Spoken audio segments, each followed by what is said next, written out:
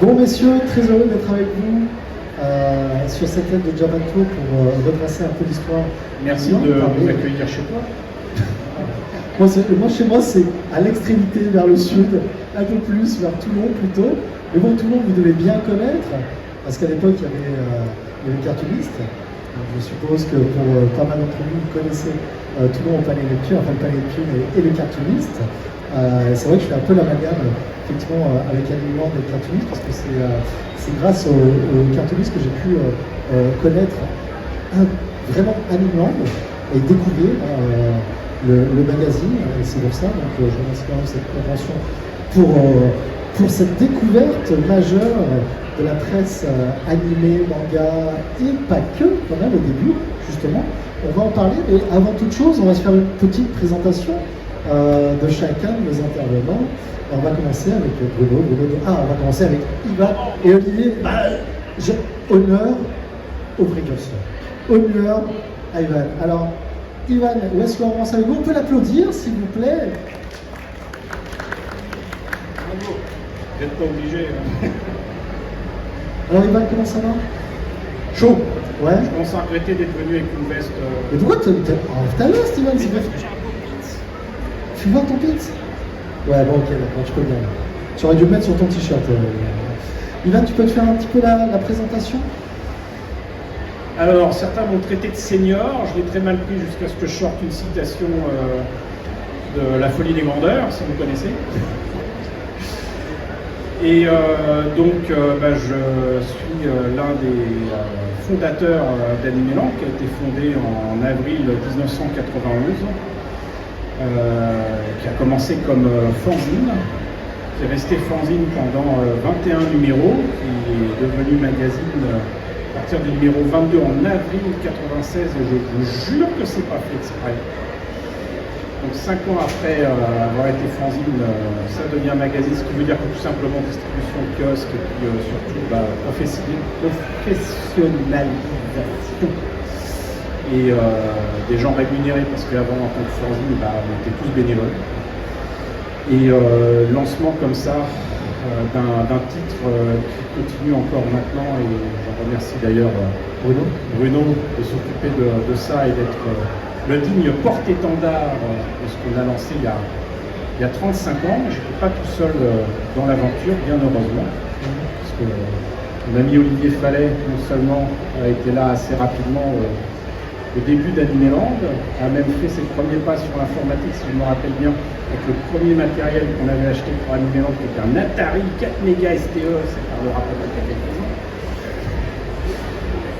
Et surtout, il m'a remplacé en tant que rédacteur en chef. Tu es en train de parler pour nous, là, en fait. Hein? C'est vrai, ça, Ivan, on était juste sur toi, laisse les autres invités parler. Et donc, parler. Fred of the Net, qui n'a strictement rien à voir. Je n'ai strictement rien à voir.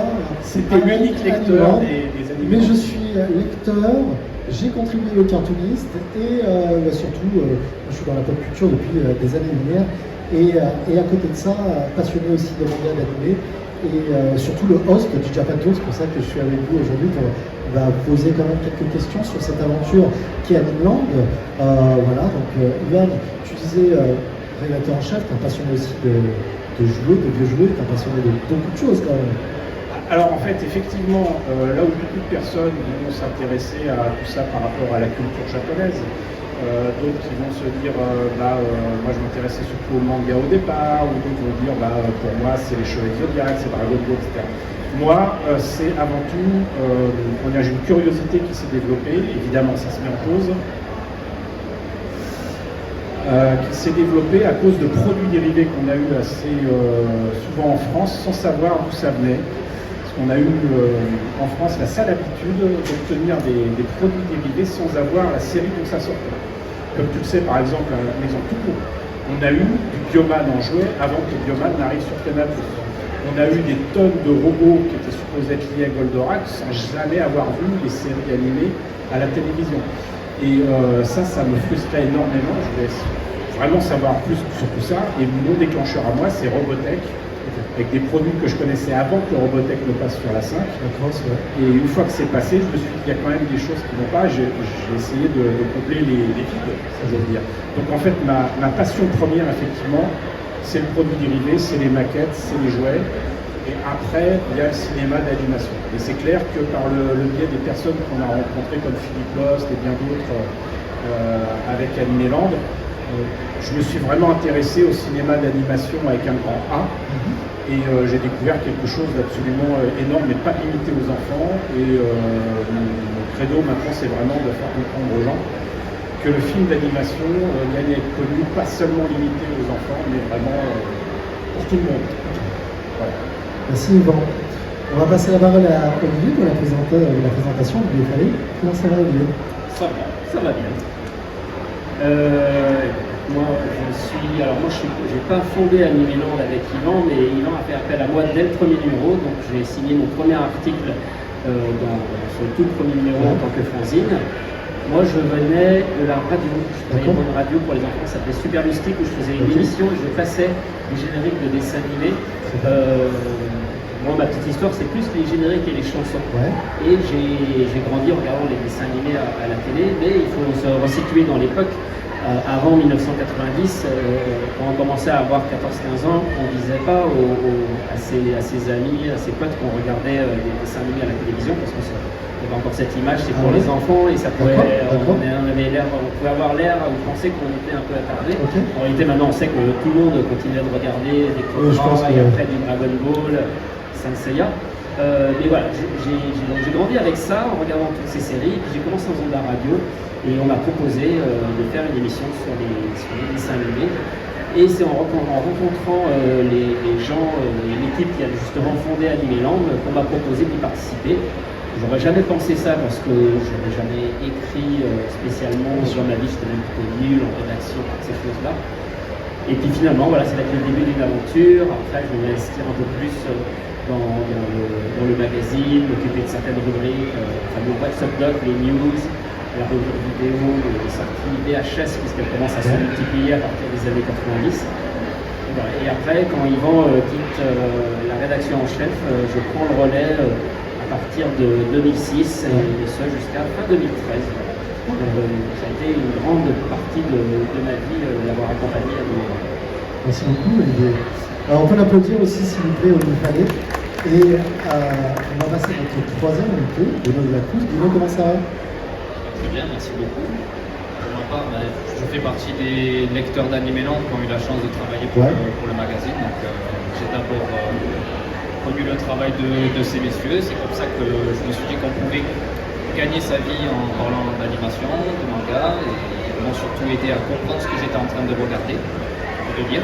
Et puis voilà, moi je voulais faire du journalisme sportif quand j'étais plus jeune, et puis en 2013 j'ai connu ma première pige.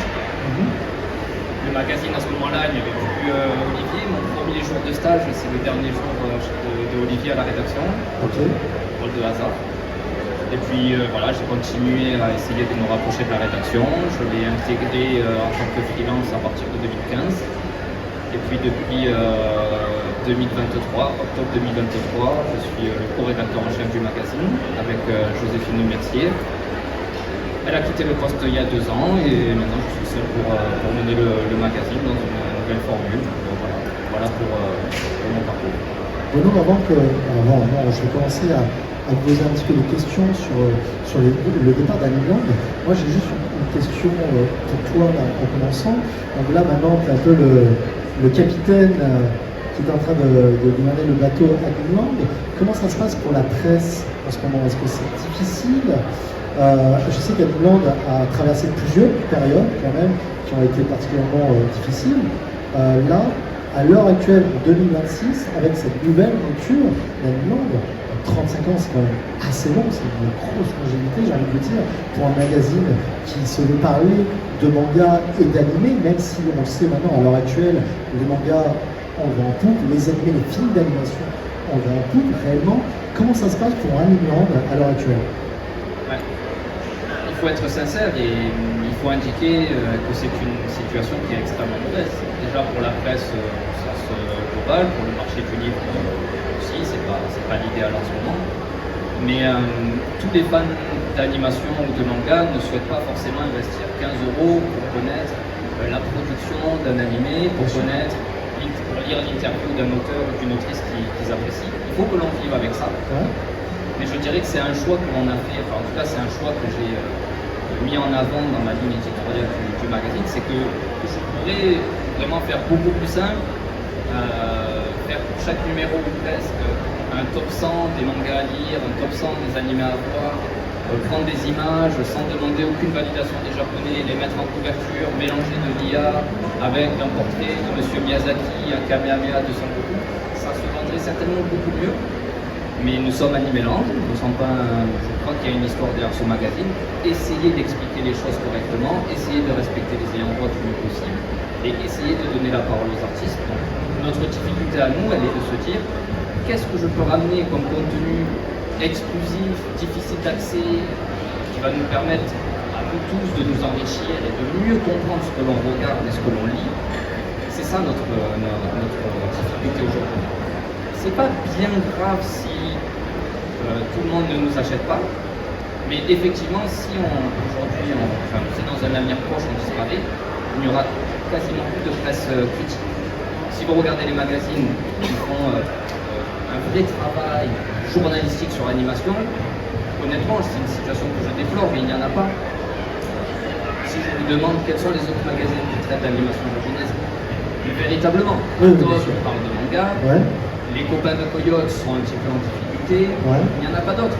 Aujourd'hui dans Animeland, ça peut paraître un petit peu promotionnel ce que je raconte, mais vous avez le staff d'Evangelion qui vous parle pendant des heures de la production de la série et du marché au Japon, son langue de bois, la réalité économique des studios. Donc, si Animeland n'existe plus, c'est cette partie-là de la recherche que l'on perdra. Alors, peut-être que le manga continuera de bien se vendre, très certainement.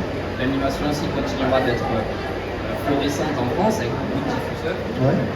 Mais je pense que l'on perdra ce côté critique et que l'on restera uniquement un pays à qui on projette quelque chose de promotionnel, à qui on fait juste la promotion d'un animé, d'un manga sans véritablement avoir les difficultés du milieu, qu'est-ce qui est important, pourquoi tel mode et pas tel mode. Voilà, c'est ça qu'on essaie de défendre.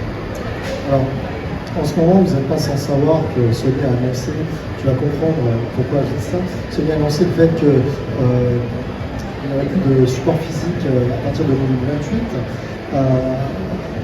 Animeland, pour l'instant, continue de vivre en presse, vraiment sur papier, en support physique. Est-ce que, dans un avenir pas si lointain et autre, c'est une éventualité de vouloir le mettre en site totalement, peut-être un site payant et autres? Est-ce que ça perdrait justement toute l'essence d'Animeland? Je ne suis pas totalement le capitaine du bateau, puisque j'ai un directeur de publication, c'est Didier Tardy, qui a fait partie aussi de la première équipe à avoir monté le magazine. Mais on a fait des essais numériques, ça s'est toujours soldé par un échec terrible. Vraiment, on avait quelques dizaines d'exemplaires qui étaient vendus en numérique. Et puis une dernière chose, c'est que lorsqu'on se rapproche de certains studios japonais, de certaines maisons d'édition japonaises, Kodansha, Shueisha, autres, lorsque l'on dit que nous sommes un magazine papier, ils sont toujours un petit peu sensibles à ça. Et nous avons eu vraiment des auteurs et des autrices en interview parce que nous sommes un magazine papier. Et une dernière chose, c'est que le physique, personne ne viendra l'enlever chez vous dans votre bibliothèque, personne ne viendra vous arracher votre magazine. Donc, voilà, il y a une valeur malgré tout derrière ça, et je crois que l'avenir du magazine passera uniquement par le soutien des gens, des abonnés, et par l'envie qu'ils ont de connaître des choses au-delà d'une simple exposition fonctionnelle. Moi, j'ai une toute en tout cas pour nous qu'il y aura toujours un soutien énorme vis-à-vis d'Animeland, parce que pour moi, je vais être totalement franc avec vous. Je pense que ça fait partie de la pop culture en France. C'est vraiment quelque chose qui est très important, et si vous devez perdre justement cette presse papier, il y aurait vraiment un gros passement. Donc, moi je serai là toujours pour soutenir en tout cas la presse papier et Animeland, parce que comme je l'ai dit en avant, moi quand le premier volume est sorti, j'avais 11 ans, d'accord, 11 ans, j'étais vraiment cette période Claude Dorothée. Donc c'était la découverte de ces séries, même si avant on avait eu tout ce qui était Albator, tu vois, Cobra, Capitaine Flamme et autres, mais là on commençait à avoir d'autres shonen qui arrivaient. Et j'étais ébahi par justement cette profusion de dessins animés, que ce soit Dragon Ball, que ce soit, tu en parlais des Senseiya tout à l'heure, et autres. Et c'est arrivé à point nommé. Ce fanzine est arrivé à point nommé, et c'était intéressant de connaître un petit peu les dessous de tout ça. Et justement, je voudrais savoir, messieurs, qu'est-ce qui vous a donné envie, alors non, peut-être, de lancer ce fanzine? C'est quelque chose qui existait déjà au Japon, qui était très très répandu au Japon et qui n'était pas nécessairement très répandu en France. Alors des fanzines existaient peut-être au niveau cinéma, au niveau fantastique, mais au niveau animé, animation, tout ça, ça existait déjà avant Animal. Bruno va peut-être me dire que je dis des bêtises, mais au Japon, il y a de la presse papier concernant l'animation. Il y a quelques titres qui peuvent parfois être intéressants comme Animage, mais la plupart du temps c'est quand même assez consensuel et c'est presque de l'auto-promo. Je pense immédiatement à New Type et même Animage, des fois ils faisaient des couvertures uniquement de trucs qui sortent même de leur côté avec le commun. Mais cela dit, quand ça a été lancé au Japon, à la fin des années 70, il y avait quand même une approche journalistique. Et c'était aussi un peu dans le même but de faire connaître un petit peu plus l'animation, les métiers de l'animation, les gens qui travaillaient, quels étaient un peu les projets. Il y avait aussi cette volonté-là. Après, je pense que le cas de la France, c'est un peu particulier aussi. Exactement, sachant que c'est pas la même chose, puisqu'on avait tout à prouver en France et à faire découvrir.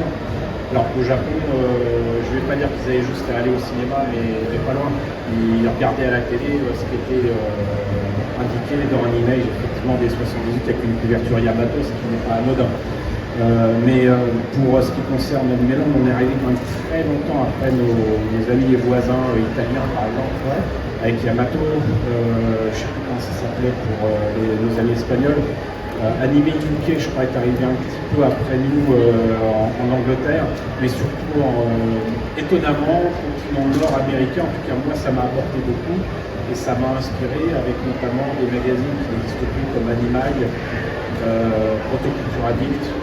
Protoculture Addict étant d'ailleurs au départ un fanzine magazine canadien, québécois exactement, surtout autour de Robotech. Et je dirais que c'est, j'allais dire, le peu de connaissances que moi je pensais avoir, mais qui intéressait beaucoup de personnes que je rencontrais dans certaines boutiques comme DS, Album, etc., qui n'arrêtaient pas de me dire fais un fanzine, fais un fanzine, fais un fanzine, fais un fanzine. J'avais pas spécialement envie d'en faire un, mais j'avais commencé déjà à faire des plans quand j'étais au lycée. Et le bac aidant, on a autre chose à faire que de faire des fanzines, mais j'avais des amis qui faisaient des dessins et qui faisaient des fanzines eux-mêmes. Au passage, certains sont devenus des auteurs, notamment à Fluide Glacial. Ça n'a rien à voir avec Animeland, hein, mais c'est une réalité. Si vous prenez le Fluide Glacial de maintenant et si vous voyez certains auteurs où leur signature est suivie de CDM, c'est pour chieur de monde, et c'est le fanzine qu'il faisait, pas avec moi, mais à mon lycée. Et notamment, Mo est un vieil ami à qui j'ai fait découvrir Nausicaa, de la Vallée du Vent, Akira, avant même que ça n'arrive en France en 88-89. Donc en fait, je ne vais pas dire que j'ai baigné dans tout ça, mais j'ai découvert tout un tas de trucs. Je n'avais pas spécialement l'idée de faire un magazine ou même un fanzine. C'est juste qu'en fait, au départ, le numéro 1 d'Animeland était un dossier qui devait paraître dans un autre fanzine, lancé par une association qui s'appelait Les Pieds dans le PAF, Paysage audiovisuel français. Et il se trouve que, alors que j'avais réuni autour de moi une équipe assez conséquente de gens qui pouvaient répondre aux demandes de cette association et de ce futur fanzine, dont d'ailleurs le QG, les locaux de cette association, et que je l'ai présenté au futur rédacteur en chef de ce fanzine à naître, le gars, au lieu de me remercier ou même de dire bon bah voilà, est-ce que ça va, moi je préférerais ci ou ça, on lui demandait juste ce qu'il en pensait, ce qu'on devait faire avec lui. Il nous a traités de tous les noms, et de puceaux, de tout ce que tu veux. Et quand il s'est enfin rendu compte qu'il était quand même entouré de, pas de solides gaillards, mais quand on est tout seul et qu'on a une trentaine de personnes autour de soi qu'on vient d'insulter, si on est un peu intelligent, tout journaliste qu'on soit, on tourne les talons et on claque la porte. C'est ce qu'il a fait. Donc on est tombé comme deux ronflants. Moi je me suis dit, mais ce truc-là. Et il s'est passé quelque chose d'extraordinaire, c'est que dans la salle, il y avait Pascal Lafine, que vous connaissez comme étant le directeur éditorial actuellement de Concarne, qui était aussi Pascal vous répond, hein, si vous demandez. La finerie, ça vient de ça. Et il est accompagné d'un ami, à lui, Vincent Ozévu, et on s'est tous réunis, je ne sais pas trop pourquoi. J'étais comme ça. Et on est allé dans la salle de réunion de cette association, et tout d'un coup, c'était mis l'idée collégiale de dire on a quand même bossé sur ce dossier, il faut en faire quelque chose. Et Vincent a dit on a qu'à lancer notre propre fanzine. Et donc, du coup, le numéro 1 est né là, et donc, du coup, j'ai travaillé avec Vincent sur la mise en page, et évidemment, le fait de taper les textes, etc., et de faire la mise en page. Et en 2 semaines, le numéro 1 est sorti. Et avec mes contacts que j'avais, de toutes les boutiques que je connaissais depuis des années, non seulement j'ai réussi à vendre des pubs pour un numéro 1 de fanzine, à trouver un imprimeur avec Vincent qui nous a permis d'imprimer le numéro 1 pas très cher et moins cher que si on l'avait photocopié. On en a fait 500 exemplaires et ça s'est vendu en moins d'1 mois.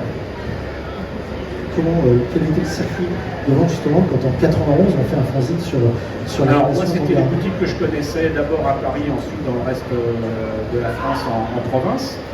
Et je me suis chargé de ça pendant des années tout seul comme un grand. Mais c'est essentiellement Album Comics côté des boulevards Saint-Germain, DS également. Je pense même que je l'ai fait à Relais Jeux des Cartes. Enfin, toutes les boutiques que je connaissais y sont passées. Et l'argent que Vincent et moi on a mis pour ce numéro 1, parce que ça nous a coûté de mémoire dans les 5 000 francs, ça a été remboursé par les pubs qu'on a vendues à ces boutiques-là, qui, me connaissant, ont parié sur moi. De toute façon, c'est toi qui n'arrêtais pas de me dire sors un fanzine, sors un fanzine, sors un fanzine. Je le sors enfin, et voilà. Et donc le numéro 1 est sorti, ensuite un numéro 2, mais c'était Pascal Lafille qui a pris les rênes de rédacteur en chef. Et puis on a récupéré tout ça pour différentes raisons. Et pour moi, l'Animéland est vraiment né par rapport à ce que je voulais faire au départ, du temps du lycée, avec le numéro 3. Donc immédiatement, vous allez comprendre pourquoi. Ça, c'était le numéro 1, c'est de la pichromie, hein, c'est pas vraiment du noir et blanc. Et le numéro 3, le voilà. J'ai l'impression qu'on parle de la couverture, on parle d'une licence que tu apprécies particulièrement. Bah, ça aide quand même de parler de quelque chose qu'on connaît. Mais à partir de ce moment-là, quand même, j'ai... Est-ce que le micro fonctionne? J'allais dire, il faut se rappeler qu'on est avant Internet et avoir des informations sur qui sont derrière, qui crée, qui produit ces séries japonaises, avoir accès même aux réalisateurs japonais, c'était pour nous évidemment impossible. Donc, alors c'est vrai que les premiers articles racontaient peut-être plus des analyses un peu de l'histoire, mais on avait quand même déjà, grâce à justement, tu faisais les contacts, les fanzines que tu récupérais qui étaient publiés en anglais, qui pouvaient être une source d'information déjà. Mais voilà, il faut un peu s'imaginer la difficulté que c'est à cette époque de faire des articles et d'apporter autre chose que juste raconter ce qu'on a vu à la télé. Sachant que je m'étais déjà rapproché de nos amis justement espagnols, italiens, plus tard anglais, voire allemands, des années plus tard. Et que bon, j'ai jamais pu mettre ça au point, mais il y avait une volonté de ma part à un moment vraiment de générer un centre informationnel européen, parce que j'ai vite compris, avec tous les correspondants qu'on avait, que les choses étaient différentes, bien évidemment au Japon, mais aussi justement en Italie, en Espagne, en Belgique, en Allemagne, en Angleterre, etc. Et tout ça c'est très intéressant quand on pousse après, c'était même pas par des amis d'Afrique du Nord que j'ai su ça, mais c'était lui, il s'appelait notre ami japonais, mathématicien là, qui ne voulait pas donner son vrai nom dans les articles, qui parlait plusieurs langues. Nagaru Matsukaze. Ouais. Et c'est lui qui nous a appris parce qu'il connaissait tous les génériques, toutes les versions de UFO Robo Grandizer dans toutes les langues. Et c'est lui qui nous a dit, mais vous savez que ça existe en arabe. Et moi j'étais comme de l'enfant, arabe. Je savais que c'était passé en Espagne, je savais que c'était passé en Italie, mais on n'avait jamais parlé de comment ça avait été reçu dans les pays arabes. Et c'est après que j'ai découvert, il y a quelques années, il y a eu un premier concert des musiques de de Goldorak, carrément au pied des pyramides au Caire, quoi. C'est vous dire à quel point ça explique aussi la raison pourquoi il existe maintenant le Grandizer U qui a été fait. Voilà. Donc c'est tout à fait logique et du coup c'est très important et très intéressant, j'allais dire, de s'ouvrir au monde et même de comprendre l'intérêt autour du manga et de l'animation japonaise qui est très différent d'un pays à un autre. Il y a eu Goldorak en France. Le point de mire de l'animation japonaise et du manga en Espagne, ça a très clairement été Dragon Ball, hein, on est d'accord. En Italie, étrangement, il y a eu un renouveau à partir de Slayer, si je me rappelle bien. Et en Allemagne, ça m'a étonné ou ça vous étonnera pas vous, je sais pas, c'est Sailor Moon. Ça ne m'étonne pas, non je sais pas. Effectivement, oui, c'est assez étonnant, c'est la route, d'accord, très très bien. Ça veut dire qu'on ne suit pas forcément les règles. La façon d'apprécier les choses au Japon, c'est pas parce qu'un truc marche au Japon que ça a marché en France, et vice versa réciproquement. D'ailleurs, parfait exemple, il me semble, peut-être que je me trompe, Grandizer au Japon, c'est pas nécessairement on va dire le choc que c'est en France, non? Ça a connu un accueil tout à fait correct, c'est pas un lead, quelque chose comme ça, il y a eu un accueil tout à fait correct, mais M. Nagai étant un créateur qui était déjà bien identifié, et puis l'animé Grandizer étant une production somme toute correcte à comparer à ce qui sortait, bon voilà, effectivement, en France ça a eu un autre impact parce que c'était quasiment nouveau, on s'est dit qu'est-ce que c'est que ça, qu'est-ce que nous sommes en train de regarder. Mais au Japon, effectivement, c'est assez anecdotique, mais ça a eu un accueil. Ce qui est assez paradoxal, parce qu'on avait, il me semble, Mazinger Z, non? On avait connu Mazinger Z avant Grandizer ou après Grandizer, non? C'est après Grandizer? Largement après, sur M6, il a passé quelques épisodes avec un générique à fond. Je vois la tête qui fait, c'est comme ça. C'est une période de M6 qui était assez bizarre parce que même quand ils avaient rediffusé Goldorak, ils le passaient en accéléré. Ce qui faisait que Alcor et Actaros.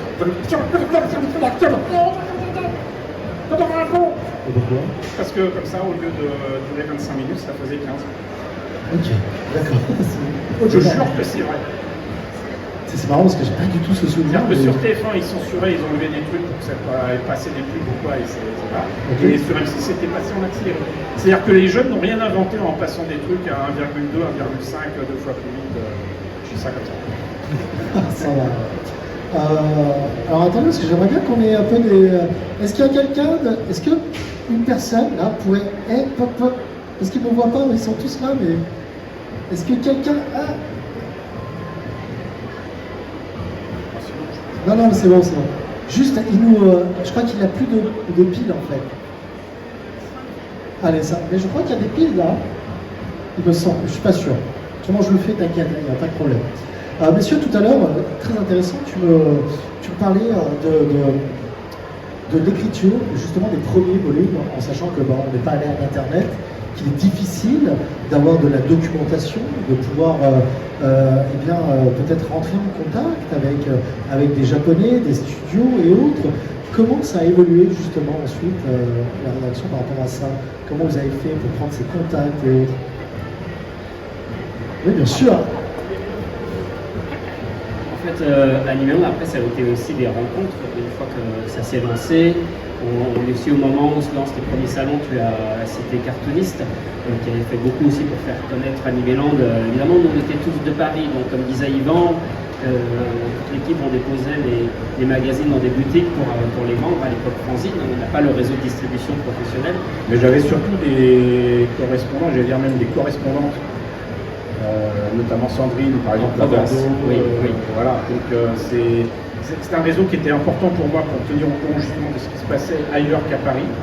Je ne me suis jamais limité à Paris, ça c'est clair et net et précis. Et ça, c'est une idée qui m'est venue parce que avant Animéland, j'étais en contact avec un ami lillois qui lui faisait une association autour de Robotech. Et donc j'ai compris que les choses se faisaient d'ailleurs ailleurs qu'à Paris. Et qu'il était important de rester en contact, mais surtout de collaborer, de travailler avec des gens qui étaient ailleurs.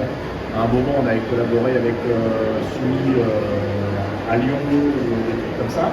Et d'ailleurs, c'est pour ça que dans Animéland, très rapidement, au lieu de ne parler que de nous, j'ai tenté de faire la promo de tous les fanzines qui passaient sous la main, des amis qui en faisaient, même si eux, ils étaient beaucoup moins, comment dirais-je, développés que nous, parce que je rappelle que le numéro 1, 500 exemplaires, très rapidement 1300, 1500, etc.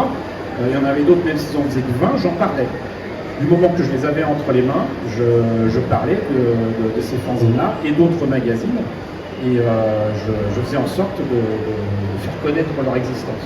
Bon, Et on fait du hors-sujet. Ce que je voulais dire, c'est que pour développer les contacts au Japon, alors déjà on a rencontré des gens, on a rencontré des Japonais qui vivaient à Paris, comme ce fameux Masukase Nagatsuru, Akihiro, qui était un ami aussi qui nous traduisait, des fois en live des films qu'on arrivait à avoir du Japon. Des traductions simultanées. Il mettait du blanc sur des mangas, il les réécrivait en français pour qu'on puisse les lire. On est avant que sortent les premiers mangas en français, vraiment le premier. Oui, c'est ça, effectivement. Et après, il y a eu des rencontres comme Pierre Giner, qui venait d'apprendre le japonais et qui est parti au Japon. Et voilà, c'est grâce à lui qu'on a fait nos premières interviews. Il a fait pour nous les premières interviews. Il est allé frapper aux portes des studios, mais comme ça, voilà, en parlant d'Anime Land, du magazine, est-ce que vous voulez répondre à quelques questions? Et c'était, je pense, un des premiers à faire ça au monde, en tout cas pour un occidental à aller comme ça, rencontrer des gens. Les Japonais, autant les mangaka, ils pouvaient être un petit peu connus par leur travail, leur nom est mis en avant. Ouais. L'animé, c'est beaucoup de personnes, et personne ne s'intéressait aux gens qui faisaient l'animation, le character design. Il y avait quelques personnalités, des designers qui pouvaient sortir des artbooks, mais c'est tout. Les réalisateurs, toutes ces petites mains, ils n'étaient pas connus. Donc ils étaient à la fois honorés, ils l'ont été encore plus quand Pierre a travaillé pour les faire venir ensuite en France. Ouais. C'était incroyable, jamais ils auraient pensé ça. Et pour nous, ça a été une source incroyable de contenu. Avoir enfin accès, faire des interviews de gens au Japon, avoir les coulisses de ces séries qu'on connaissait, de Saint Seiya, les Chevaliers du Zodiac. Voilà. C'est comme ça que ça fait. Il y avait aussi des rencontres comme Moebius aussi. On a eu quelques belles personnalités assez rapidement. Là j'ai mis l'image de plusieurs couvertures, mais là vous voyez le numéro 10. Vous le trouvez en plus gros. Voilà. Mine de rien, ça c'est Pierre qui nous a obtenu non seulement des planches en exclusivité de Buichi Terasawa, de Takeru, l'auteur de Cobra. Voilà, et on a pu faire une couverture avec. Et à partir de ce moment-là, d'ailleurs, cadeau empoisonné, parce que je me suis senti obligé de continuer à faire des pages couleurs à l'intérieur, ce qui était beaucoup plus compliqué que vous ne le pensez. Mais effectivement, on a eu des trucs, j'allais dire directement, et hop, je passe un petit peu dans le temps. Là, ce numéro 15 avec le combo des lucioles. Je l'ai encore à la maison. Et ben ça, c'est une image qu'on a eue par Ucor, qui, par le biais de Pierre Giner, nous avait contacté et on a collaboré avec eux pour faire un dossier de presse autour du studio Ghibli avec le passage de Miyazaki à Annecy en 93. Et du coup, Ucor nous a spontanément proposé d'avoir accès à des documents. Ucor, c'est la société qui était mandatée pour distribuer en Europe et faire connaître les films du studio Ghibli avant Disney, avant tout ça. Donc ils avaient le Tombeau des Lucioles qui est sorti en 96. Voilà, et effectivement, a commencé à arriver Isao Takahata qui est venu au festival dans l'Essonne, en banlieue parisienne. Ça a été des rencontres incroyables et tout ça a nourri Anime Land et c'était vraiment une information qui était très très rare à l'époque et je pense que c'est ça aussi qui a plu aux gens qui découvraient Anime Land, c'est la richesse très rapidement des contenus qu'il pouvait y avoir avant Internet. Encore une fois, c'était des choses très difficiles à retrouver. Olivier, je rebondis sur ce que tu as dit il y a quelques instants, tu parles de rencontres. Je voudrais savoir, vous, en travaillant sur Anime Land, ça vous a permis de rencontrer des personnalités, parfois de très très grandes personnalités de l'animation, du manga et autres. Est-ce que chacun a une personnalité qui ressort, qui vous a marqué durant votre carrière à Anime Land? Alors c'est cliché, mais voilà, j'ai eu l'honneur d'interviewer Miyazaki quand est sorti le voyage de Chihiro. Même si ça a duré que 30 minutes, c'est quand même pas quelque chose qui arrive tout le temps. En plus, Miyazaki il est particulier, il n'aime pas les interviews. Une personne qui était sur sa chaise. C'est vrai. On a l'impression d'un enfant, on avait dit bon, maintenant tu vas faire les interviews. Hein, Mais comme on a parlé animation, finalement, ça a un peu cassé la glace, parce que je pense que ce qu'il n'aimait pas, c'est les questions mais pourquoi Chihiro à la fin voilà, donc oui, forcément. Et après, des rencontres, Satoshi Kon, surtout quand on sait qu'il est parti très vite. Voilà, on a eu la chance de faire des entretiens vraiment intéressants, sérieux. Voilà, on a cité Otomo, avec qui on a couru un festival à Rennes pour essayer de l'approcher. Il y a vraiment des anecdotes et des gens comme ça qui nous ont marqués. On a effectivement une liste. Tu sais, tu peux en parler, Olivier, on peut en parler tout à l'heure. On va tous y voir les anecdotes. Toi alors, Yvan, personnalité qui t'a marqué? Une seule, c'est impossible de se limiter à une seule, et puis surtout, il n'y a pas que les Japonais. Mais, ah non, mais attention, quand je dis personnalité, c'est pas nécessairement japonais. La rencontre qui m'a le plus marqué, mais c'est encore une fois, c'est tout à fait personnel, c'est M. Shinji Aramaki. Parce que d'une simple discussion au départ à Annecy, c'était en 2005, quand il était venu pour présenter avec Cédric Littardi son premier film en tant que réalisateur, qui était Appleseed 3D. Il fait partie de ces gens où j'ai compris qu'on parlait la même langue. On parlait en anglais entre nous. On a tellement fatigué cette pauvre Choco qui faisait la traduction du japonais au français qu'elle a fini par dire j'en peux plus, je vous laisse entre vous. Et puis je fais You speak English? Yes, ok, parti. C'est forcément des choses qui marquent parce que ça va au-delà de l'interview, de la rencontre. Et je peux citer Shinji Aramaki pour ça parce que déjà il a été méca designer, il a travaillé sur des tas de titres qui m'ont marqué dans mon enfance. Je ne vous montrerai pas la photo, mais j'ai une photo où les gens me disent « Ah, t'as eu une dédicace de Shinji Aramaki ?» Non, j'ai fait une dédicace à Shinji Aramaki avec les trucs qui m'ont marqué de son travail. À Annecy, et on est restés bons amis, et il y a quelques années on l'a accueilli ici à Japan Tour Festival, ça aussi que j'en parle, en 2017 avec Shoji Kawamori, et j'étais très ému parce que les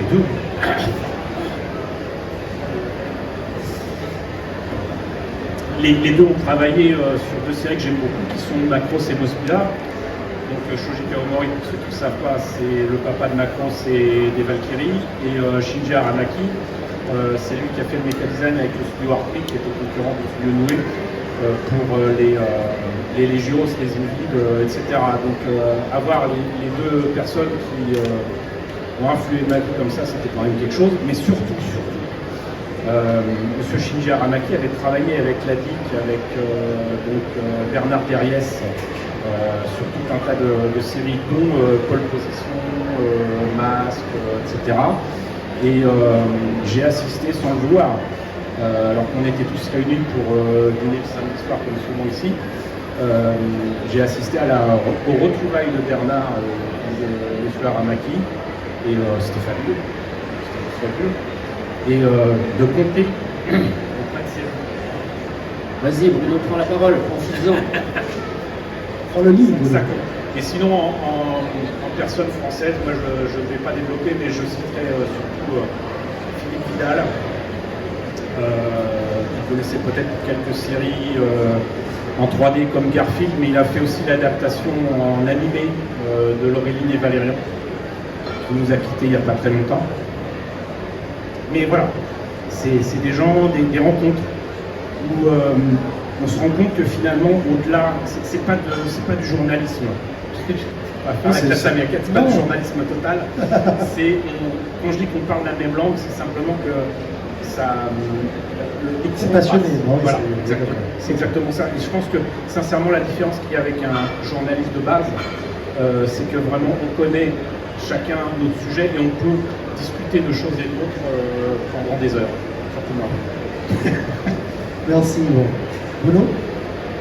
Forcément, il y a beaucoup de rencontres. On a eu la chance de voir du beau monde.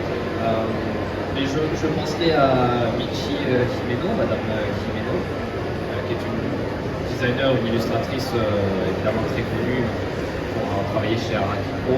Voilà, je pense que les fans de Senseiya doivent la connaître. En fait, nous ne l'avons pas rencontrée en vrai, mais nous lui avons fait une demande d'interview pour pour interviewer Madame Gimeno, en fait, vous devez écrire une lettre manuscrite, véritablement. Non pas la taper, pas la taper par... et vous devez vraiment écrire une lettre manuscrite. Et on lui a fait cette demande par un contact, nous l'avons déposé dans sa boîte aux lettres au Japon. Et Madame Gimeno a vraiment été adorable parce que il y a eu des échanges épistolaires, il y a un petit côté un peu romantique, donc c'était agréable. Mais Madame Gimeno a été adorable parce que déjà elle nous corrigeait notre lettre, donc sur quelques-unes de nos questions, elle corrigeait en disant bon ben cette info elle n'est pas tout à fait vraie, donc elle corrigeait les noms comme ça, et puis surtout on pouvait vraiment ressentir dans la lettre tout le plaisir de Madame Gimeno qui répondait avec générosité aux questions. Il faut quand même se dire que Madame Gimeno, bon, a un certain âge aussi, très expérimentée, recevoir comme ça une lettre de français qu'évidemment elle ne connaît pas du tout, qui lui pose des questions sur des productions.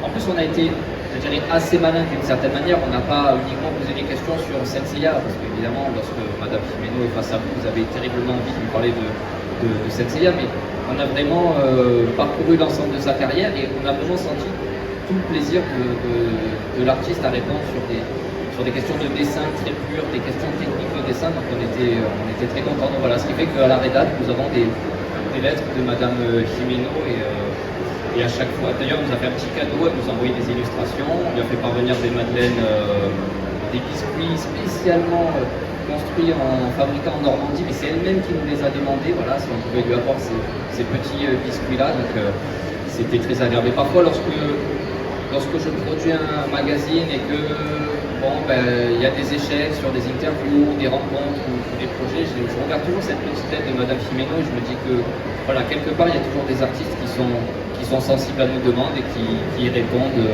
voilà, avec générosité. Et puis il va en parler du côté fan. Il faut absolument qu'on le conserve, mais il ne faut jamais qu'on le montre. En tout cas, c'est ce que j'essaie de garder en tête.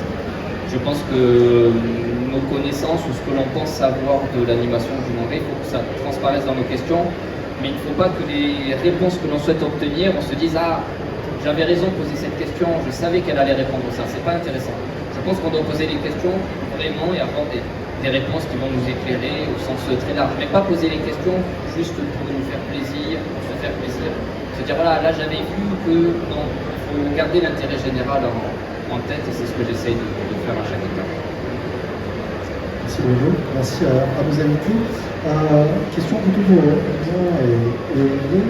À partir de quand, dans la parution des Animeland, vous avez commencé à comprendre que le magazine était en train d'exploser? Distribution professionnelle, ça sans doute. La période fanzine, tu l'as dit, Yvan, les nombres d'exemplaires ont très vite augmenté, 500 pour le premier. Voilà, on est monté, je crois, jusqu'à 10 000 sur la période fanzine. Et c'était devenu déjà quelque chose d'énorme. 10 000 exemplaires, quand vous les recevez, notre seul local, c'était une chambre de bonne dans un petit escalier dans un vieil immeuble haussmannien à Paris. Donc il fallait tout monter pour même faire les vis souplis. Non, on avait un local en bas, c'est ça, on faisait ça, mais bon. Je me souviens de mise soupli quand même où il fallait monter les trucs et les redescendre. Je pense que si tu veux qu'il fallait monter, on a monté en tout cas de ces escaliers et là déjà on a pris conscience, oui, là c'est ce qui nous a poussé et donné envie après de passer professionnel parce qu'on a senti qu'il y avait quand même une demande, un intérêt pour ça et qu'effectivement on pouvait tenter cette aventure. Donc la première étape pour moi c'était vraiment la croissance. Un fanzine à 10 000 exemplaires c'est quand même déjà quelque chose. Sachant que c'est pas distribué dans les kiosques, il y a les 10 000, soit il faut les envoyer par la poste aux abonnés, soit il faut déposer des paquets dans les magasins, soit on envoyait en province comme tu le disais, on n'avait pas de voiture, il fallait faire ça avec des chariots, on allait à la poste d'à côté, c'était toute une organisation. La poste d'à côté, il fallait passer du Parc Monceau à la place des Terres, pour ceux qui connaissent le 17e à Paris. C'était pas à côté. Non, et sincèrement, je me suis fait les muscles, parce qu'en plus, effectivement, la petite chambre de bonne, c'était genre l'équivalent de 5 étages, dans un escalier en colimaçon, et il fallait passer de certains stocks qui étaient dans la cave. Pour mieux travailler, il y en avait une partie qui allait effectivement dans le local qui était sous les toits. Mais pour moi, c'est pas franchement la période fanzine où c'était effectivement un peu compliqué, que ça montait en puissance. C'est juste que j'étais assez étonné qu'avec le numéro 22, que je n'aime pas, mais qui me rappelle surtout pas de mauvais souvenirs, mais ça a été une période compliquée pour moi. J'avais plus de boulot, j'avais parié tout ce que j'avais littéralement sur le lancement d'Animeland en magazine. J'ai eu beaucoup de bâtons dans les roues et le numéro 22 pour moi est né dans la douleur. Mais à partir du numéro 23, ça a été une libération. Ouais. Vous n'êtes pas épileptique, hein, j'espère. À partir du numéro 23, et sachant que Cédric avait lancé Kazé avec pas mal de trucs qui étaient de son côté, là, c'était du Guts Cats, etc. Ici, on a du Golden Boy qui est très bien au passage. Golden Boy, très sympa. Et Lazare qui était très bien aussi. C'était une libération, mais c'est surtout que petit à petit, on a gagné en puissance, même si c'était une fois tous les ans. J'étais satisfait de voir que ça vendait de plus en plus et que je pouvais en faire de plus en plus en termes de quantité. Mais pour moi, la difficulté, c'était la distribution en kiosque, parce que ça ne concerne pas forcément Bruno, même si tu confies parfois des chiffres, c'est très bien. Moi, je m'occupais aussi du réglage, de rien. Du réglage du nombre d'exemplaires à mettre dans les kiosques, quels kiosques, etc. Il fallait que je m'intéresse à tout ça pour pouvoir mieux les gérer. Il y a un truc qui par contre me rendait malade, ça n'a rien à voir avec ta question, mais juste pour si tu peux aider, t'inquiète. C'est que les invendus, l'option la moins chère qu'on avait, c'était qu'il fallait le laisser au pilon, les faire détruire. Et parce que les trucs qui étaient invendus n'étaient pas, quand on les reprenait, ils n'étaient pas vendables. Faut imaginer les paquets avec les numéros du dessous qui étaient complètement foutus, et si c'était invendu, des fois c'était qu'il y avait une raison. Et il y a une année, ça a plus ou moins un rapport avec la question, c'est que là où j'étais content de moi, c'était que quand on était arrivé à presque 50 000 exemplaires, plutôt que de faire des pubs dans les documents d'Alcy, où ça ne donnait absolument rien comme résultat, je me suis dit, et si le numéro anniversaire d'avril, les invendus qu'il y a autour d'Annecy, je les faisais venir au festival et que les palettes, au lieu de les détruire, je les mettais à disposition des gens. Ça ne coûtait pas plus cher, ils n'étaient pas détruits, les professionnels voyaient qu'on existait et par palette entière, et en plus ça a les aidé étudiants. à la notoriété d'Animeland, surtout dans le milieu professionnel de l'animation, ça a énormément... Je trouve que c'est un move qui est énorme, ça. Et les étudiants avaient accès à un magazine qui était peut-être un peu trop cher pour eux. Certains l'utilisaient pour faire des avions en papier qui sont souvent lancés sur la scène de banlieue, mais voilà, j'étais assez fier de moi là-dessus. Et puis, pour vraiment répondre à tes questions, il y a deux numéros en particulier qui ont très bien marché d'Animeland et qui m'ont toujours surpris. C'était un numéro avec Serial Experiment Lane. Parce que j'en ai acheté 5 000. Merci Bruno. Merci. Il faut voir la couverture, quoi. Je veux dire, la couverture elle est triste, c'est sous la pluie, enfin, on se dit, mais Justement, c'est ce que j'aime. Donc voilà, ça a très bien marché. Et puis surtout le numéro de Berserk, où tu t'étais amusé à effacer un téton, je crois. Oui, alors Berserk, numéro que je possède aussi, j'adorais ce numéro de Berserk. Numéro 83, je crois qu'on en a vendu plus de 50% sur les 50 000. C'est la meilleure vente historique de Nino. Voilà. Et ça m'a étonné, mais d'un autre côté, j'ai compris qu'on était vraiment là pour faire découvrir des choses et pas proposer des trucs qui avaient déjà du succès. Ce qui est totalement différent de des choses de Non, totalement différent d'aujourd'hui. Avant, j'achetais Animeland pour savoir quand est-ce que le prochain tome de mon manga préféré allait sortir et savoir qu'est-ce qui sortait tout simplement au Japon, qu'est-ce qui arrivait en France à quelle heure. Parce qu'aujourd'hui, ça n'est plus du tout ça pour le magazine. Donc aujourd'hui, on doit donner une raison forte aux gens d'acheter un magazine sur une licence qu'ils connaissent déjà. Nos derniers numéros, que ce soit Akira, les productions du studio Ghibli, Okutonoken ou Karsai Nobara, ce sont des œuvres déjà connues. Donc, pourquoi est-ce que vous allez acheter un magazine qui parle de quelque chose que vous connaissez déjà? On va essayer de vous apporter un contenu sur une œuvre qui vous tient à cœur. C'est ça la mission. Elle est différente. Je ne dis pas qu'elle est plus difficile ou plus facile. Je dis qu'elle est totalement différente. Sachant que Bruno a un grand avantage sur nous, c'est qu'il a du recul et il est jeune.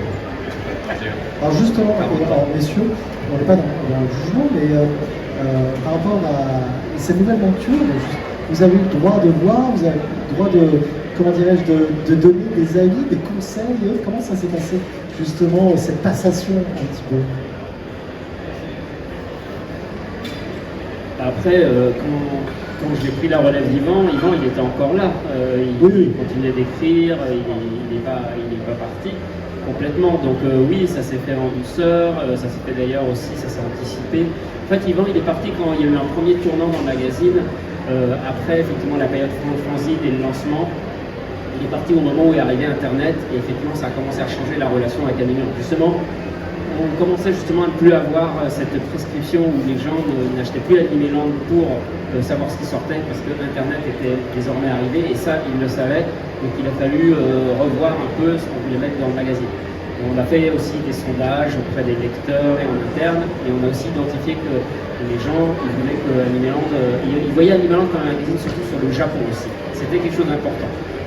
Alors qu'Yvan avait toujours voulu défendre toute l'animation. Donc là, il a fallu faire un choix, et effectivement, on a fait le choix de se recentrer un peu plus sur le Japon, en gardant quand même toujours cette petite fenêtre sur le reste, mais effectivement un contenu plus japonais. Et je pense que c'est là qu'Yvan, il a préféré, du coup, voilà.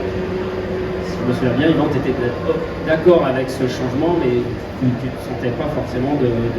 Alors plus exactement, très sincèrement, j'espérais que Virus Manga nous débarrasse du manga, comme ça fait très méchant. Je sais pas quel Virus Manga, le magazine. Parce que du coup on était trop connoté Japon. Et je restais persuadé que se développait déjà à l'époque ce que j'appellerais une génération Disney. Voire autrement que Disney, pas seulement japonaise. Il y avait énormément, on rencontrait justement beaucoup de personnes qui nous trouvaient tous les jours, qui avaient beaucoup de choses à dire sur absolument tous les pays, sur beaucoup de réalisateurs, sur beaucoup de studios. On pouvait suivre des studios petit à petit. Et surtout, il y avait même des Français qui allaient au Japon faire Urban Star Racers, etc. Et je trouvais qu'on loupait le coche de parler d'une profusion de réalisation et de production qui était plus intéressante que les autres. Se limiter au Japon, pour moi, c'était devenir juste un support de propagande. C'est comme ça aussi, ça fait méchant, mais c'est comme ça que je le ressentais. Et surtout, je voulais quand même soutenir la décision collégiale de l'équipe d'Animeland, dans le sens où, à l'époque, on avait quand même 2 familles à devenir, avec des enfants qui étaient nés, Sabrina qui allait en avoir un,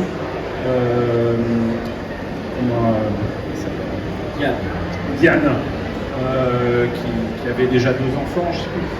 Je ne pouvais pas me permettre, contrairement à avant, d'imposer mes vues et mes idées sur un magazine qui devait se vendre pour faire vivre des familles. Donc du coup, je me suis dit, il est temps de passer le flambeau, de passer à autre chose. Et de mon côté, de toute façon, c'est pas parce que j'ai quitté le rédacteur en chef Arial que j'ai immédiatement arrêté de travailler avec Animeland, certainement pas. Même si au final, je n'ai pas trouvé ma place en tant que rédacteur, mais ça c'est une autre histoire. C'est surtout qu'après, je me suis dit, c'est l'occasion pour moi de faire d'autres choses en rapport avec vraiment mes nombreux centres d'intérêt, dont les produits dérivés. Donc je travaillais déjà avec 10e Planète. Une école privée me proposait de faire des cours. Je me disais, c'est bon, je devrais m'en sortir. Et surtout, je ne me limite pas ni à l'animation japonaise, ni à l'animation. Je suis un gros fan de Star Wars, de Star Trek, de science-fiction. Donc j'avais encore plus à offrir à ce niveau-là.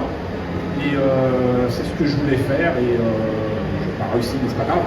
Mais le fait est que je ne pouvais pas me contenter du Japon. Pour moi, c'était trop petit.